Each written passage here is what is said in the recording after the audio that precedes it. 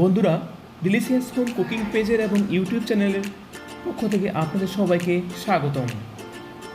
আজকে আপনাদের জন্য নতুন একটি রেসিপি নিয়ে এসেছি, সরিষা নারিকেলের ভর্তা রেসিপি। বন্ধুরা, তার জন্য প্রথমে আমাদের সরিষা, নারিকেল, পেঁয়াজ, শুকনো মরিচ ও পরিমাণ মতো লবণ নিতে হবে। এগুলোকে ভালো করে মিক্স করে নিতে হবে। তারপর পাটা পুতার সাহায্যে বেটে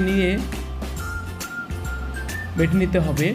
দুবার বেটে নিলেই তাহলে ভর্তাটি মোলায়েম হবে, খেতে সুস্বাদু হবে।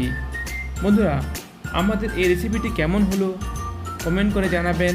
আর যারা আমাদের ইউটিউব চ্যানেল ও ফেসবুক পেজটি এখনও সাবস্ক্রাইব এবং ফলো করেননি, তারা প্লিজ সাবস্ক্রাইব এবং ফলো করে পাশে থাকবেন।